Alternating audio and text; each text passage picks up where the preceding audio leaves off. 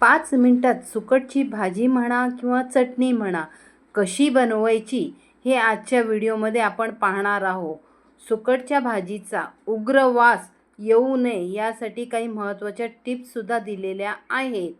मैत्रिणींनो, व्हिडिओ आवडला तर आपल्या मित्रमैत्रिणींबरोबर शेअर करायला विसरू नका आणि व्हिडिओ शेवटपर्यंत नक्की बघा. तर चला रेसिपीला सुरुवात करूया.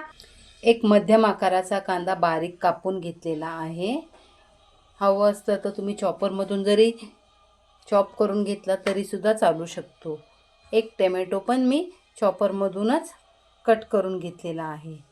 एक कैरी घेतलेली आहे, तिला पण अशी बटाट्याच्या कापसारखी आहे ना, थोडी मोठी मोठी कापून घेतलेली आहे. आणि 3 हिरव्या मिरच्या घेतलेल्या आहेत, त्या अशा मधून कापून घेतलेल्या आहेत. तेल, कोथिंबीर.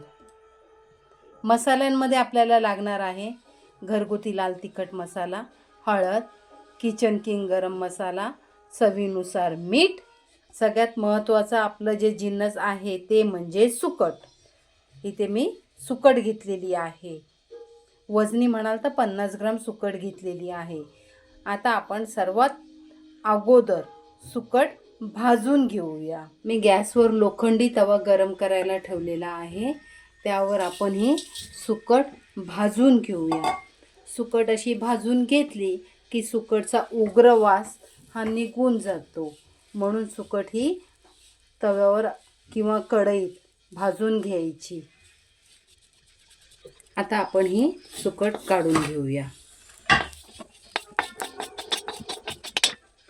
आता ही सुकट आपण स्वच्छ निवडून पाखडून पाण्यात भिजत घालूया.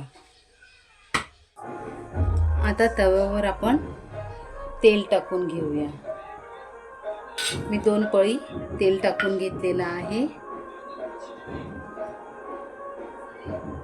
त्यावर हिरवी मिरची टाकून घ्यायची. हिरवी मिरची चांगली तडतडली की आपण बारीक चिरून घेतलेला कांदा तव्यावर टाकून द्यायचा. अगदी झटकेपट बनणारी ही रेसिपी आहे. एक वेळा माझ्या पद्धतीने तुम्ही पण नक्की करून बघा. खूप छान अशी लागते.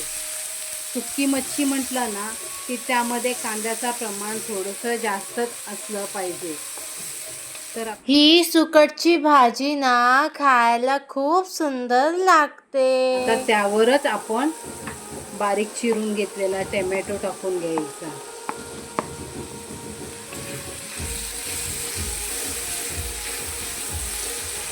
टोमॅटोचा व्यवस्थित गाळ व्हावा यासाठी आपण घेतलेले मसाले, हळद, गरम मसाला आणि मीठ ही सर्व सामग्री एकत्रच टाकून द्यायची आणि मस्त फ्राय करायचं.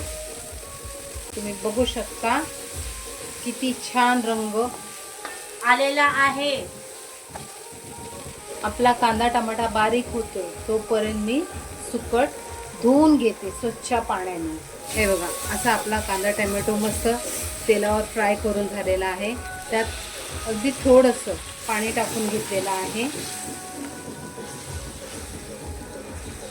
आणि मिश्रण व्यवस्थित आपल्याला शिजवून घ्यायचं आहे.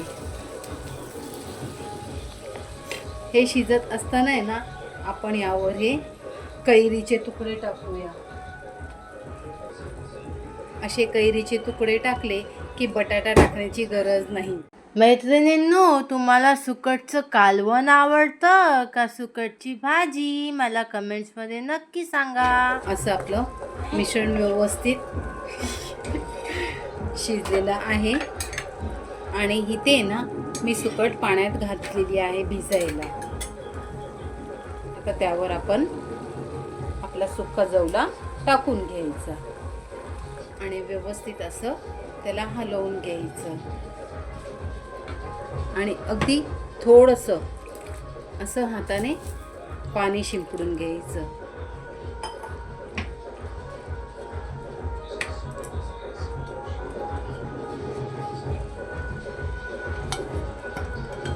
आणि असं झाकण ठेवून 2 मिनिटं वाफवून घ्यायची. असं आपण आता झाकण उघडून बघूया. हे बघा, रंग बघा किती छान आलेला आहे. अशी चांगली व्यवस्थित हिला आपण सुकवून घ्यायची आणि वरून अशी मस्त कोथिंबीर टाकून घ्यायची. ही सुकटची भाजी आहे ना, तुम्ही चपाती, भाकरी किंवा वरण भाताबरोबर खायला खूप अप्रतिम लागते. मैत्रिणींनो, एकदा नक्की ट्राय करा. अगदी साधी सोपी रेसिपी आहे, तुम्हाला पण आवडेल. एकदा करून बघा. ही भाजी खायला एकदम भन्नाट चवीची लागते, माहिती का मैत्रिणींनो, तुम्हाला जर आजची ही रेसिपी आवडली असेल तर लाईक करा, शेअर करा आणि आमच्या चॅनलला सबस्क्राईब करा. भेटूया पुन्हा नेक्स्ट व्हिडिओ मध्ये.